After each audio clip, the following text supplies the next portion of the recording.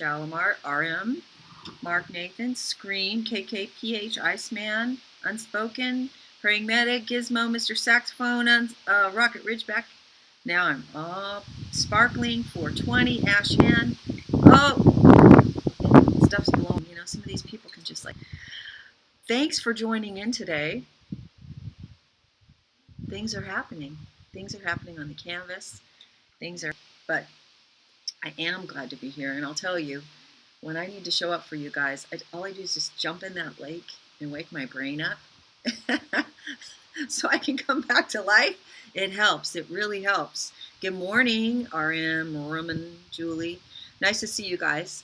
I want to announce that tonight at 9 o'clock Eastern Time, I'm going to be a guest on Coffee Talk with Sandra Jones on Periscope. So I don't know if you're following Sandra Jones. She's a really fun pepper of a young woman, and she's been interviewing some fun people, and I guess she thought that I'd be fun. I don't know why. Post number 35, I believe it is. I have to double check. Hey, Rick Newton. And this idea about, now I don't know, because I'm not in control of the show.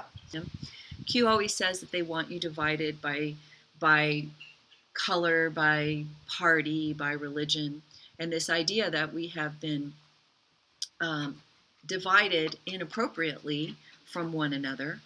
But are there dividing lines? Are there just generalized spiritualities we're all supposed to congeal around? Or are the Q posts actually pointing us to true biblical? When it says it's going to be biblical, what does that mean? Is that just a cute idea? And I think it's really learn our history and have the artificial divisions before us. Hey, Tessie for Trump with a sword. And I have come to make some divisions. Wow, that's intense. And as followers of him who are moving forward into a great awakening, that has implications for us. While we reunite and we remove what has been a psyop against us, separating us in so many different ways, what are some things that separate and delineate the followers of Christ? And who is he really? Is he just a way?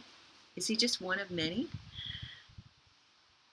In our jump to a greater global unity, and because who he says he is, puts a line in the sand for each of us to consider. Okay, just a thought. So if you're interested, and we'll see what Sandra wants to talk about, but in any event, I will be on line and what she wants to chat about. But, okay, do you see some differences taking place? I told you I am not the fun. But last Friday, we saw just over the last week, this torn up earth become a teardrop, become water, become a flow of something that's pregnant. And then surprise, surprise, I didn't even know. I was kind of thinking, wow, this is interesting. Maybe this painting will have water. And that's healing. Water's healing, right? Don't we love water and flow? I'm all about the water. And but then in the midst of this drop shape, all of a sudden I knew there had to be a baby, that this watery shape was pregnant. And so I began to play with that. I've got a long way to go with the shape, and I told you that I was going to kind of cheat and work on it when you think this, so that the shape. And we've talked about how pregnant with the purposes of God, and that we're competent. And it's interesting because I had no idea when I painted this that coming to stay with me this week would be kind of crazy. And I said, well, that's really weird because, all of a sudden my teardrop became pregnant. My wife, guys, just to warn you, a woman who's given birth will talk about it anywhere, at any time, with anybody who will give her an ear. I mean, at cocktail party, probably maybe took some women in transport who were ready to give birth, and it's all happening. And, I'm just saying that a woman who has given birth will talk about it in the strangest places in incredible detail. It's so transformative. So I've been sitting with these beautiful young spiritual daughters of mine this weekend talking about birth. And if you're not into it, have grace for men who are like, God, they are communally in our recovery from trauma is this whole birth image and this whole stretching of our of the womb of our souls. And again, when Paul said that he labored that Christ, that Messiah would be formed in his disciples. He labored that Christ would be formed in us. And we see that, and part of the healing of trauma is it's not just about us getting back what was lost, although I have to tell you, the Father has the most beautiful ways of giving back. So let me give you a word of encouragement, and we'll talk a little bit about shaping us, right? Which is so much deeper than I just got back what somebody stole from me, okay? Because part of trauma, you just want back what you lost. You just for something you don't even know what it is, because maybe the before wasn't all that great. Maybe it was empty, but you just know you had a great loss, which is why we talked about grief as part of the healing process. But this is just one example. I've seen it so many times. So as you're picturing yourself being made whole and restored, you can think about, Joyce Myers, who was an intern, just wow. I mean, jaw-dropping. And her father was so controlling of her in high school because never really had a social life or anything in high school. And years later, someone felt led of the Lord to research where Joyce Myers' high school was and what her year of graduation was. And somebody just out of the blue purchased for Joyce Meyer a high school graduation alma mater and the year of that was that was something that God gave her back that she couldn't have even imagined, and she probably wouldn't even taken the time to do on her own. And isn't he wonderful like that? Isn't the Father's heart so indulgent of us in so many ways as his children, to give us these little things that just take your breath away? So he's like that. But he's also laboring that it's not just about you and me getting back what was ruined in the way that we would have wanted it or expected it to make us feel okay. It's about him forming Christ in us. And if you think of that idea about Christ being formed in us, Christ in us, the hope of glory, right? Well, Jesus comes in as a full-size Jesus, doesn't he? They always say, like, a baby Christian gets a full-size Jesus, so a baby Christian can raise the dead, and I am all to you intuitively about that. When God is putting something new in you, the canvas was slashed right about here, okay? And then I talked about forgiveness and breaking vows and stuff like that, and we put layers of, there's been some healing and some strengthening in here. And then this idea just came to me about how Christ formed in us is a developmental process. As Hebrew we say olam haba, the time to come, the world to come. Olam hazeh, the world now. Olam haba. And Paul talks about this. We have heaven open to us now. We're going to bring olam haba to the earth, the world to come. But we also have this sanctification process and this experience in this other world, this fallen place. We have the wardrobe world, going to Narnia, and then we have the non-wardrobe world. And the reality that we deal with of him growing in us, right? The character of Christ growing in us. Christ being formed in our character. And when I thought about that, and I thought about, of course, Psalm 139, how he's putting us together in our mother's womb and we're being formed and shaped to own the everyday dispensation of his grace into another layer of maturity. And I am who he says he is. I've got it all. But then there's this part of me that needs to mature. And this is going to even be us. And in him and by him and to him and through him and for him are all things. So is it not as you can conceive of that all that restoration that we're longing for is in that process of him being formed in us? It's like And you begin to see the glory of being made holy and being made more loving and more like Christ because of the daily grind of someone in your life who holds up the mirror to help you see your issues. And when you begin to catch the beauty of that shaping, there is joy where there's so much pain. It's the fear of losing self and losing, and the fear of being traumatized again, and the fear of not being heard, not being seen, and not being known that is so terrorizing.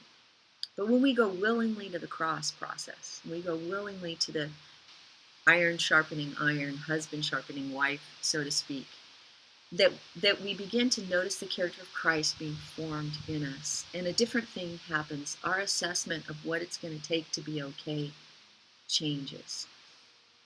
Does that make sense into his character? And how Jesus is going to walk you through those layers and stages of learning, again, learning not to be afraid, learning how to love, learning how to open your heart, learning how to trust. And these are choices you're going to make as a person overcoming trauma, PTSD. Can I tell you a story? So we had another spiritual son was here, and I think he was at least a sergeant, maybe a colonel in Afghanistan, and he influenced. I've like I said, I've done a lot of inner healing, been through it personally, but I really, really enjoy the simplicity of this stuff. So facile for dealing with people in simple situations. So this young man has been at our table now for several years, and my sons and my daughter and my husband and I have just been speaking more and more to him, and he's coming to life spiritually. Well, he's had PTSD. So he sat at our table on Friday night and was telling us about his engagement in, we were trying to, red pill him about Q and all that stuff. And he was like, well, I'm going to talk to my people in the military, see about this Q thing. But I said, in the meantime, tell me about your experience. So he's telling me, and I said to him, is there a PTSD? I mean, how's that going? Yeah, I said, is there memory? So he began to outline this whole memory of this engagement with people that were supposed to be friendlies and weren't, and what happened, and all this very, very dramatic thing. And then I just said, hey, would you mind if right now we led you in a simple prayer for Jesus to drain the pain and trauma and fear out of that memory? Would that be okay? So we're sitting at the dinner table, and the others have left, and they're kind of off doing their thing. And my daughter, who memories, a deeper, said, okay, repeat after me. And I'm like, okay, Jesus, here's this memory. We said, how bad is this for you? 1 to 10. How bad is this memory? Oh, it's 9+, right? And I said, okay. So I just want you to say, Lord, I give you this memory. I give you the pain and the trauma and the fear from this memory. Take it from me now. I receive your healing. And I said, now in a minute, I want you to articulate what's happening for you. I mean, maybe 20, 30 seconds, maybe. Clear. It's clear now. And I said, what do you mean? And he said, well, before the memory had this fog. And he said, it's clear. I said, well, that's interesting. And we just invited the Holy Spirit to minister to him some more. And I said, so tell me, where's your pain now? And he goes, oh man, it's like a 1. I said, oh, well, let's pray for him. And we prayed. And then we just checked in. He's like, wow, thank you. Thank you. So as Christ is formed in him, and there's this new thing being birthed in him, what does he experience? He experienced a layer come off. Jesus was in that with him. He's removing the pain, literally. I mean, he said that. Yeah, it's like the pain is gone. Maybe for another time. But isn't that beautiful?